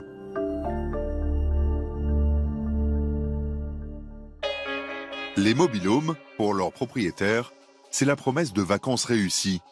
Pour certains d'entre eux, c'est surtout une façon de faire de bonnes affaires. Ils les acquièrent uniquement afin de les louer à des vacanciers. Un investissement qui promet sur le papier jusqu'à 12% de rentabilité. Mais le bon plan vire parfois au cauchemar. Pour savoir quels arguments les vendeurs de mobil-homes mettent en avant, nous nous rendons dans un camping des Landes en caméra cachée. C'est plutôt pour vous, c'est plutôt pour faire du locatif? Moi, c'est plutôt pour faire du locatif. D'accord. Aussitôt, le vendeur nous fait miroiter de généreux revenus locatifs. Le tableau que j'ai fait là, je me suis basé justement sur les témoignages des propriétaires qui avaient loué par eux-mêmes l'année dernière. Sur ce tableau, il a reporté ses prix de location selon la saison. De 420 € la semaine en avril jusqu'à 1175 en pleine saison pour le modèle haut de gamme. Au total sur l'année, on pourrait gagner jusqu'à 20 000 €. Une somme très avantageuse, tant que le vendeur ne tourne pas la page. Et le loyer. Et j'ai compté aussi les 3 000 € de charges qu'on a en moins. En fait, il me reste un delta positif de 4 100. Une fois qu'on retire le loyer facturé par le camping et les autres charges, le bénéfice net a chuté bien sûr, mais il reste confortable. De 4 500 à 8 000 € selon la taille du mobil-home. La raison de cette belle rentabilité selon le commercial, son camping serait très attractif, même hors saison. L'animation reprend vie, on va dire, courant du mois de mars et explose réellement au mois d'avril avec les vacances de Pâques. Pour achever de nous convaincre, le commercial nous donne cette brochure évoquant même un amortissement en seulement 6 ans, voire même 5. Une belle promesse dont certains acheteurs attendent toujours la réalisation. Nous avons retrouvé un propriétaire qui s'est laissé convaincre. Il y a 2 ans, Hamden a investi 26 000 € dans ce mobil-home. Mais il n'a pas vu la couleur de ses revenus mirifiques. C'est de la foutaise. C'est de la foutaise, c'est du grand n'importe quoi. Qu'il essaye de mettre un mobil-home au 1er avril à 420 € la semaine. S'il y parvient, ok, je signe. Vous, ça n'a jamais marché? Moi, je n'ai même pas eu la moindre réservation pour cette période. C'est que dans son calcul, le vendeur du camping a été très optimiste. Il avait fait miroiter à Hamden un taux de remplissage record, en moyenne 7 semaines sur 10 à l'année, avec à la clé de confortables revenus qui auraient dépassé les 8 300 €. Voilà, une fois que toutes les charges ont été acquittées, on arrive à 8 393 €. Donc on est sur du bénéfice net. Ça, c'est la réalité? Mais non, c'est pas la réalité. La réalité, c'est de la perte. C'est pas du bénéfice, c'est du déficit. La réalité, c'est du déficit. On marche sur la tête. Voilà, on marche sur la tête. Mais voilà, vous avez l'exemple même de la supercherie que propose cette société. Voilà, il est là, devant vous. Devant vous. En fait, Hamden n'a pas réussi à louer plus de 2 semaines sur 10 à l'année. Il n'a même pas gagné assez pour amortir son achat. L'investissement est devenu une ruine qu'il a décidé d'arrêter. Il faut stopper l'hémorragie, là. À terme, étant donné que je ne dégage absolument aucun bénéfice d'une année sur l'autre, ce capital va fondre comme neige au soleil pour être réduit à néant. Hamden a décidé de revendre son mobil-home pour arrêter les frais. Le camping le lui rachète 12 000 €, alors qu'il le lui avait vendu 26 000, 18 mois auparavant. Dernier tour de clé. Dans cette affaire, il a perdu 70% des sommes investies. Hamden avait financé ce mobil-home grâce à un héritage laissé par sa mère.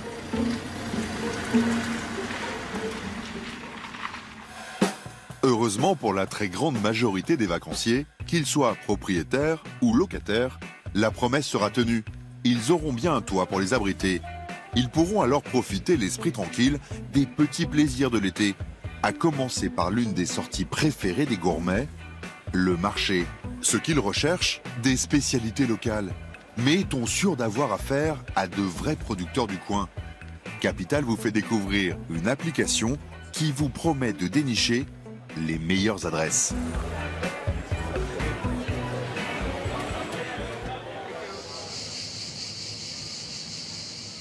La Provence, c'est la destination choisie par la famille Venet, originaire de la région lyonnaise. Alors, Le plat indissociable des vacances pour eux, une spécialité locale à base de purée d'olive. On va vous prendre de la tapenade.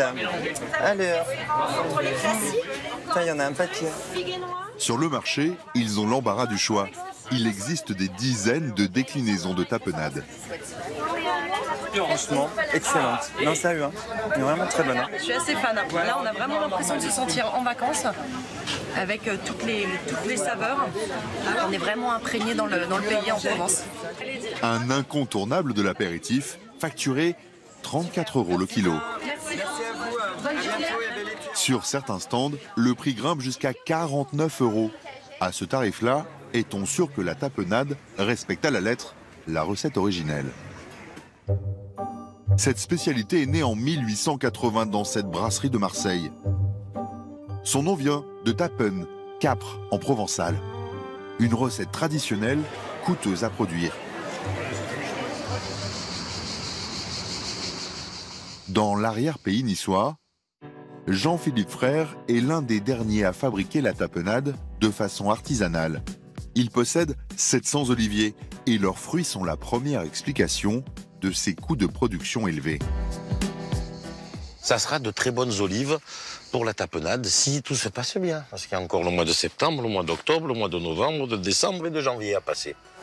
Pour l'aider lors du ramassage des olives, mais aussi pour la taille des arbres, l'agriculteur a embauché un ouvrier qui lui coûte 2300 € par mois en salaire, charges comprises.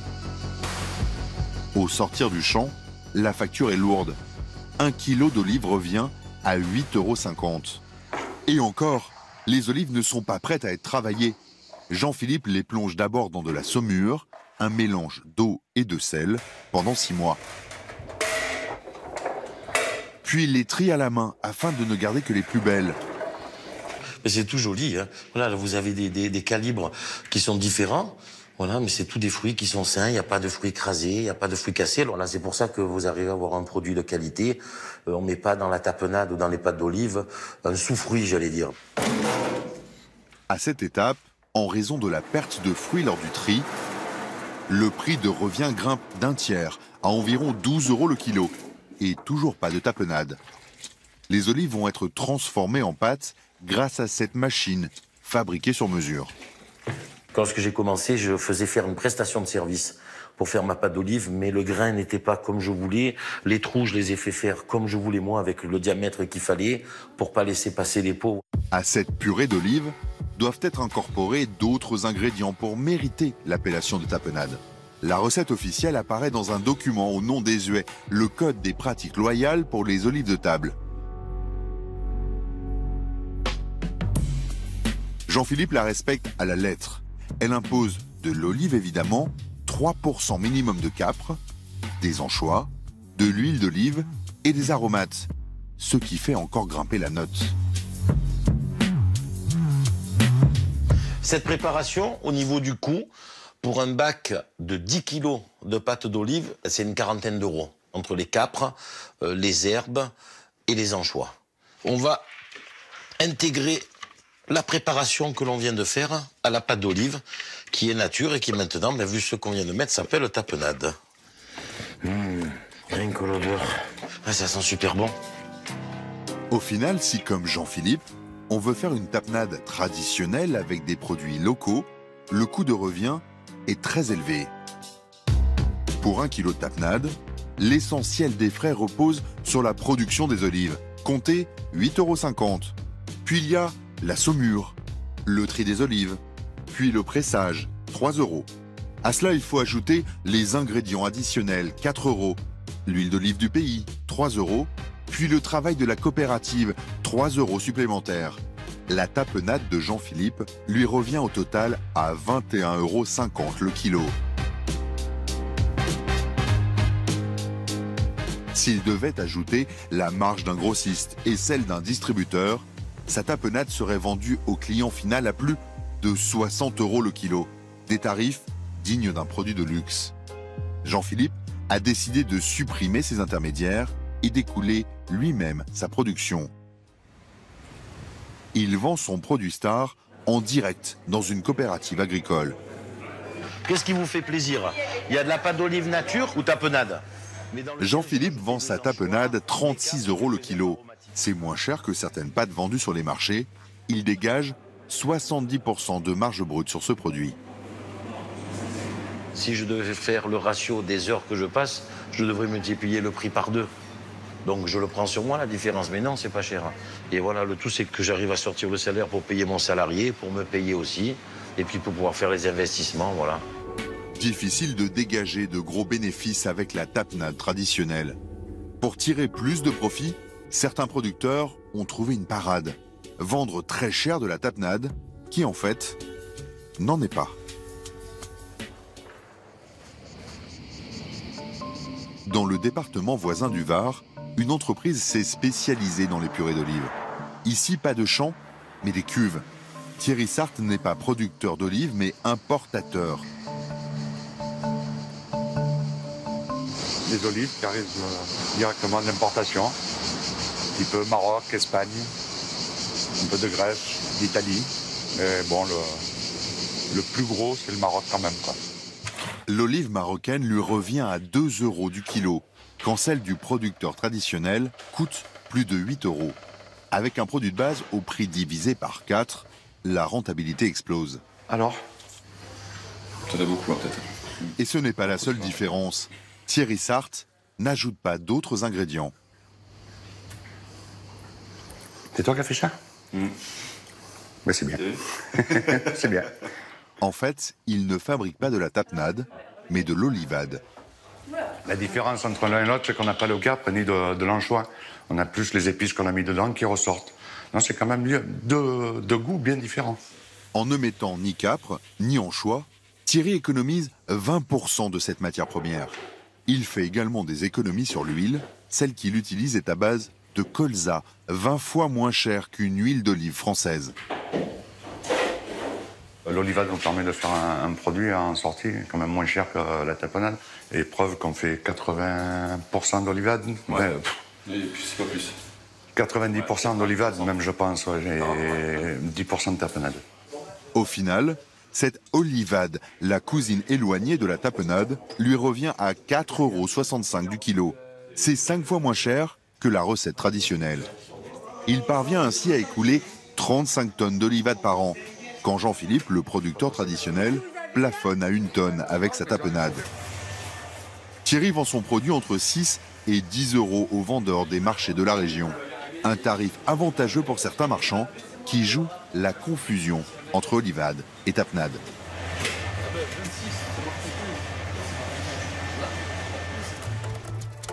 Pour augmenter sa marge, il revend une partie de ses produits directement sur les marchés, comme celui de la Londe-les-Morts.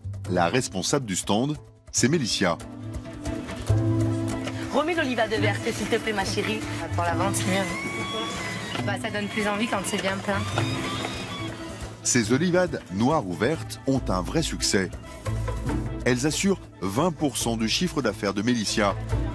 Toute la matinée, elle va remplir ses pots pour attirer le client. L'olivade noire, l'olivade verte et l'anchoyade, c'est vraiment les produits phares à ne pas manquer.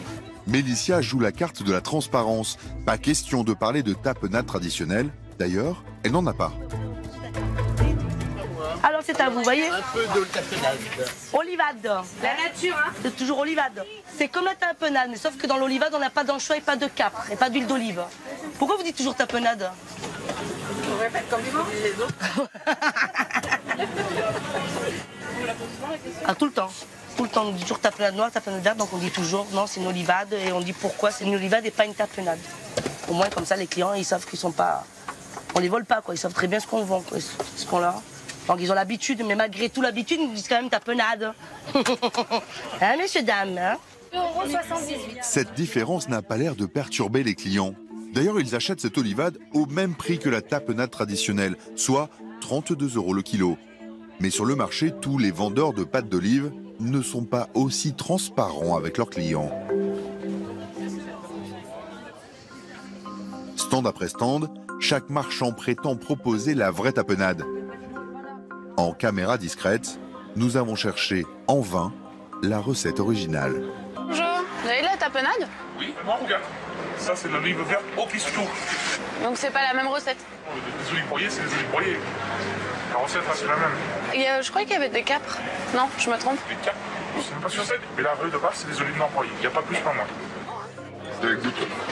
C'est vous qui l'avez faite?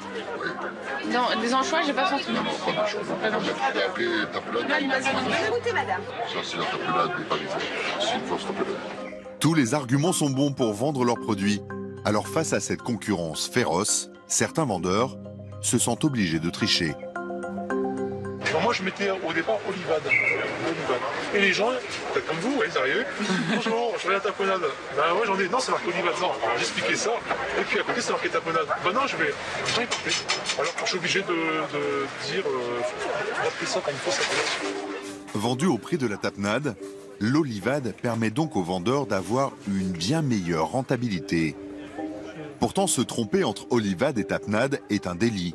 Lucien Ricard et Marie-Dominique Dubrul, 2 enquêteurs à la répression des fraudes depuis 20 ans, sont chargés de vérifier les bonnes compositions et de verbaliser des vendeurs qui font mine de ne pas savoir ce qu'ils vendent. Bonjour madame, vous utilisez le terme tapenade. Et ça n'est pas de la tapenade.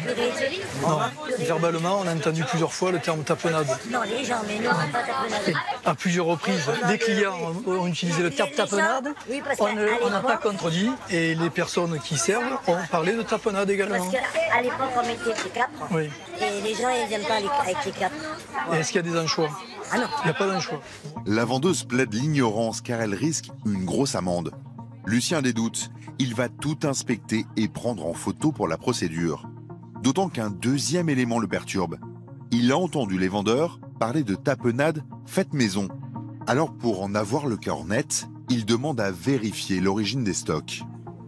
Enfin, ce que vous appelez tapenade noire, c'est ça? Ah ben il y en a. Allez, vas-y.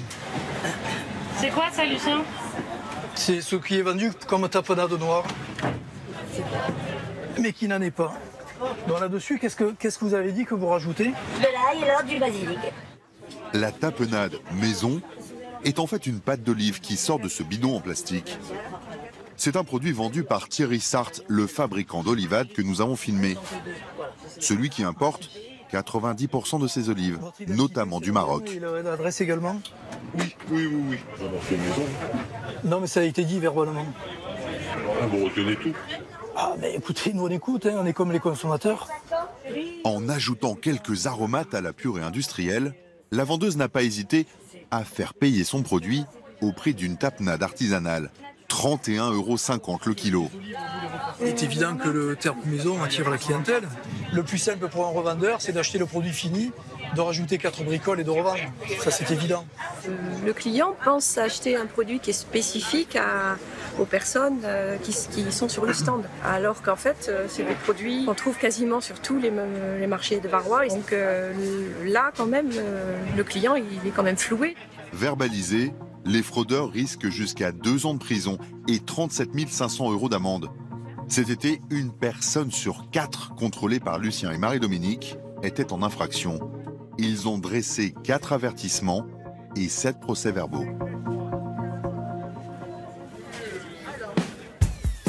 Quand on veut profiter des bons produits locaux en vacances, il n'est donc pas toujours facile de faire la part entre les authentiques aliments du terroir et les arnaques à touristes. Pourtant, des bons plans existent pour guider les consommateurs vers les véritables producteurs locaux. Des entreprises qui prétendent garantir des produits vérifiés et estampillés. Comment se financent-elles? Ces initiatives permettent-elles aux artisans de vivre dignement de leur travail?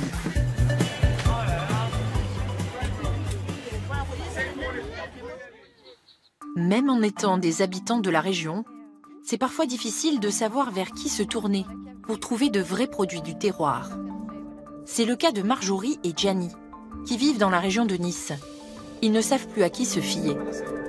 C'est Côte d'Azur, c'est une terre de tourisme, donc c'est pas évident pour des gens qui arrivent, qui veulent découvrir les choses. C'est très bien que dès que c'est très touristique, il y a à boire et à manger. Hein. Depuis peu, les 2 amis ont découvert un site internet. Sa promesse, aider les consommateurs à trouver les artisans de qualité de la région PACA, la 2e région touristique de France. Oui, t'as vu, c'est assez pratique. Hein. Oui, c'est bien. Tu vois tout ce que tu peux faire autour de là où tu habites. Ce site s'appelle Bichéri. En quelques clics, on peut situer tous les artisans et producteurs dans un rayon de 50 km. Gastronomie, métiers de bouche, vignerons, tout domaine confondu. Un bon plan pour les vacances. D'autant qu'on peut aussi réserver des activités chez ces producteurs directement sur la plateforme. C'est joli. Ah, c'est bien. Hein. On est vraiment à la campagne. Hein. Oui. C'est ainsi que Marjorie et Gianni atterrissent aujourd'hui Faut suivre les bonbonnes. chez un vigneron pour une dégustation de son Il y vin. avait quoi essayer là, goûter. Hein. Ouais. Un vin local un peu particulier qu'il conserve dans des bonbonnes en verre en plein soleil. Bonjour. Monsieur, bonjour. Denis Rass est le maître des lieux. Merci beaucoup. On va aller se mettre rapidement à l'ombre. Oui, c'est bien. Il organise une dizaine de dégustations chaque mois, la moitié grâce à la plateforme Bichéri. Je pensais pas que en fait, c'était si grand, puis il a vu et fait Eric, hein, j'avoue que... T'as vu ça? Très beau. Marjorie a payé 10 € par personne pour cette dégustation d'1 heure au beau milieu des vignobles. Au programme, dégustation de vin blanc, Des choses. Ça sent bon, ça sent les fruits. Hein. Voilà. Donc, de vin rouge, Tu vas aimer, ça m'est déjà arrivé. agrémenté de quelques anecdotes sur l'histoire et le patrimoine. il faut savoir que C'est la le même couleur raisin vient de la peau. Oui. Ah d'accord. Le clou de la visite, c'est la dégustation de ce fameux vin qui se conserve au soleil. Voilà, donc là on arrive au vin tuilé. Denis vend la bouteille 16 €, là où le vin classique est à 12 €. Des vins finis. C'est-à-dire qu'ils ont eu leur élevage de 2 années en barrique. Mais au moment où on met la série en bouteille, une partie de la récolte, on la met au soleil pendant 8 mois. Un vin au goût très particulier. Marjorie et Gianni sont un peu sceptiques. C'est vrai que ça ressemble à rien. Enfin, ça. Oui, exactement. C'est pas ce que je veux dire, ça ressemble pas à Oui, rien, oui, mais oui, ça ça ne ressemble sort, à aucun autre vin plutôt que j'ai bu. Pas, ça ressemble à rien. Ça sort de notre librairie en quelque sorte. Oui, hein. c'est ça. Voilà, Ça on est sort sur de- un autre registre. Pour Denis, ses clients venus par Bichéri sont une aubaine. Ce petit producteur, à la tête de 2 hectares de vignes, a du mal à joindre les deux bouts. Pour en vivre, moi, il faut quand même que j'ai minimum 50% de vente directe. Hein. C'est pour ça que j'ai besoin de ce renouvellement de clientèle et de pouvoir les accueillir jusqu'ici. Voilà. Entre les dégustations et les ventes directes, Bichéri lui apporte en tout 20% de chiffre d'affaires. Mais alors qui est cette société qui permet de vous faire découvrir les petits artisans du terroir?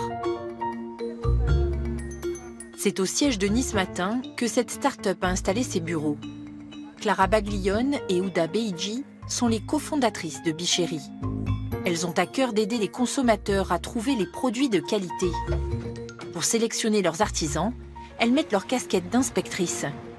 Toutes deux issues d'écoles de commerce, elles n'ont pas forcément de compétences culinaires, mais elles appliquent leurs propres recettes. On se fie à notre palais et surtout au visuel du produit. Encore une fois, au prix et médailles qu'ont reçus nos artisans producteurs, aux retombées de nos consommateurs, parce que c'est eux les premiers juges. On demande aussi la provenance des matières premières. Faut que ce soit fait à un niveau régional, français. Une bonne intention, mais difficile d'en vivre. Heureusement, elles sont soutenues financièrement par la Chambre des métiers de l'artisanat de la région PACA, qui leur a donné une enveloppe de 160 000 € sur 3 ans pour valoriser 450 artisans. Dis donc, il y a du monde. Clara et Ouda veulent s'assurer que chacun répond aux critères d'excellence qu'elles se sont fixés. Rendez-vous aujourd'hui avec un chocolatier très réputé de Vence, à 23 km de Nice. L'artisan va subir un véritable interrogatoire. Alors, et vous avez fait quoi comme formation? J'ai commencé par un CAP pâtissier. Ouais, pâtissier. Et après, j'ai fait des spécialités, chocolaterie, confiserie. Et je vois que vous êtes artisan chocolatier, Ouais. confiseur. Ouais. Qu'est-ce que ça veut dire? Alors, ça, c'est très important pour Oui. nous, enfin, surtout pour moi. Comme je dépends de la Chambre des métiers, Oui. j'ai dû prouver que tous les produits que je faisais étaient faits sur place. C'était mes recettes, c'était pas juste de la vente. Vous n'avez pas l'impression de passer un petit entretien, hein, quand même? Oui, j'ai l'impression de passer un entretien d'embauche, peut-être. Non, mais ça me plaît parce que voilà, ça me permet d'expliquer vraiment mon concept. Elles sont intransigeantes. Pas question de mettre en avant de faux producteurs sur leur plateforme. Par exemple, on va voir un artisan producteur et puis on se rend compte que la provenance de ses produits n'est pas la bonne, qu'il est revendeur et pas fabricant. Dans ce cas-là, on coupe court et il n'a rien à faire sur Bichéri en tout cas. Ce qu'on veut, nous, que ce soit artisan ou producteur, c'est que ce soit la personne qui vend, qui crée les produits. En s'affichant sur le site de Bichéri, dans notre petit laboratoire, oui, il n'est pas très grand, mais... Patrice Arbona entend faire face à la concurrence déloyale de vendeurs qui prétendent proposer du fait maison. Il ne reste plus qu'à les faire goûter pour finir de les convaincre. Un peu acide. C'est ça. Opération séduction réussie. Ouda et Clara valident la présence du chocolatier sur la plateforme. Une personne qui sait faire son métier, c'est une personne qui sait en parler avec passion, avec précision. Et là, on a appris plein de choses. Oui, c'est ça. Même si Patrice Arbona est reconnu dans la région, il attend que ce site lui apporte plus de visibilité, auprès des touristes notamment. J'espère que la plateforme qu'elles ont mis en place aussi va me permettre à moi faut pas se mentir, de développer mon entreprise. J'espère faire des ventes en plus, aux alentours, on va dire, je ne saurais pas dire, on va dire 10% sur l'année, éclaté sur l'année. Une chose est sûre, l'argent qu'il touchera grâce à Bichéri reviendra entièrement dans sa poche. Merci beaucoup. Car contre toute attente, les entrepreneuses ont décidé de ne prélever aucune commission sur le business des artisans. Elles ont trouvé un autre moyen de se financer. Quelques jours plus tard, au siège de Nice Matin. Tiens, Audi, on va mettre ça aussi. C'était dans le coffret. Après, je me suis dit, on peut faire un côté salé, un côté sucré, pour qu'on comprenne bien. Cet après-midi, Ouda et Clara ont un rendez-vous très important. Confit de rose de Grèce. Alors là, on est en train de confectionner un coffret pour une dégustation qui a lieu tout à l'heure. Pour une entreprise qui a plusieurs restaurants sur Nice et qui offrirait ce coffret à ses collaborateurs et à ses partenaires au moment de Noël. Des biscuits salés, de la guimauve, du pâté, au total 10 produits du terroir. Les deux jeunes femmes les ont achetés à leurs artisans et confectionnent des coffrets pour les entreprises. Elles ont l'intention de vendre celui-ci à 60 €, mais rien n'est encore sûr. Tu vois, ils nous ont demandé un petit challenge de leur confectionner un coffret entier avec tous les produits de nos artisans producteurs et pour voir ce qu'ils apprécient. Donc là, on ne sait pas comment ça va se passer. Est-ce qu'ils vont nous en prendre 3 ou 4 ou tout le coffret? Si le client signe avec elle, ce sont 100 coffrets qui sont commandés, ce qui représente 6 000 € dans l'idéal. Et là, en revanche, les entrepreneuses n'hésitent pas à prendre leur commission. Sur ces 6 000 € de chiffre d'affaires, nous, il faut savoir qu'on prend entre 15 et 30% de marge. Et pour celui-ci, on est sur la fourchette haute, donc 30%, parce que ça nous laisse un petit peu de latence et de quoi négocier.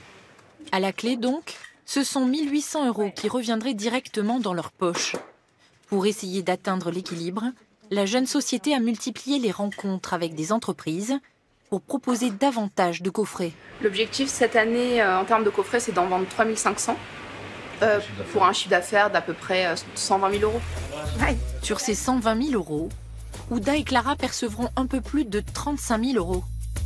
Pour faire simple, le business de Bichéri repose sur 2 leviers.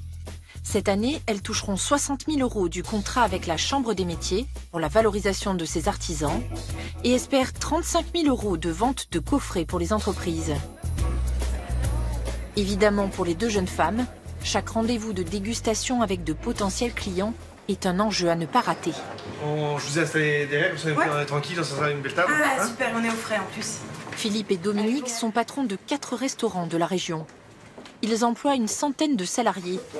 Ces paniers, ils les destinent à leur personnel et à des partenaires commerciaux. C'est Noël, hein? C'est Noël avant l'heure. Un peu avant l'heure. Donc là, on est sur 10 produits. Et comme vous nous l'aviez dit, pour un budget de 60 € pour le coffret. Et ouais. Ouda énumère chaque produit. Là, c'est la guimauve aromatisée à la fleur de violette. C'est un artisan de Vence. Ici, on a un antipasti niçois. Vous connaissez bien les antipastis. D'accord. Les deux restaurateurs semblent séduits.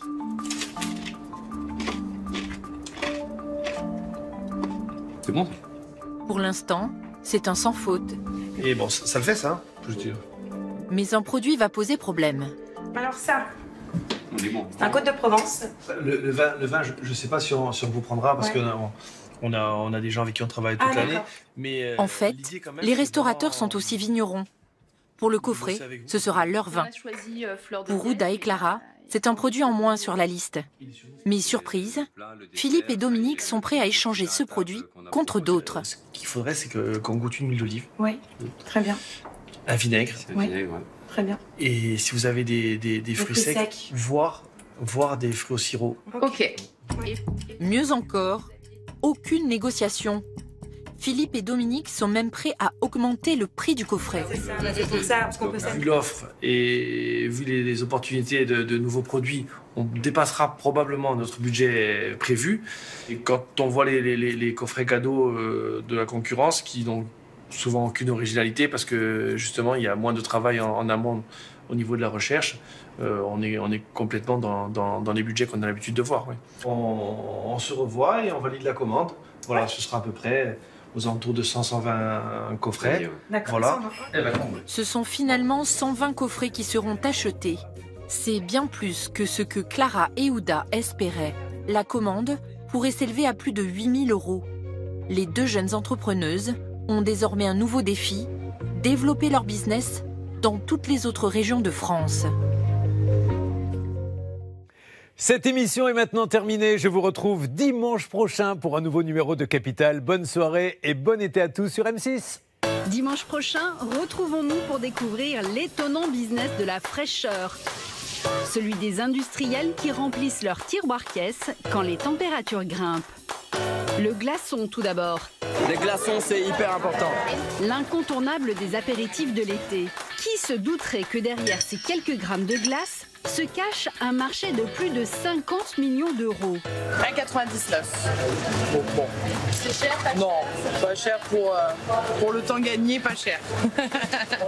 Des usines se sont spécialisées dans la fabrication de ces petits cubes. Leurs machines très performantes débitent jusqu'à 1 tonne de glaçons par heure. Le glaçon, il a une forme tronconique et il reste très joli dans le verre. Capital vous fera découvrir le succès énorme des bouées géantes. Fini le temps où le marché du gonflable était réservé aux enfants. Les créateurs sont prêts à toutes les folies pour séduire les adultes. On avait pensé à mettre des petites LED. Flamants roses, donuts ou encore cygnes, des bouées vendues de 30 à plus de 150 €. Des nouveautés sur les flots, mais aussi sur le sable. Vous l'avez peut-être remarqué, ces dernières années, les plages prennent des airs de terrain de camping. Ouais, voilà. Ça passe. Les tentes anti-UV y poussent comme des champignons. Comment ont-elles réussi à faire de l'ombre au bon vieux parasol? Rendez-vous donc dans une semaine. Canicule quand les fortes chaleurs font grimper le business. Une émission qui ne vous laissera pas de glace.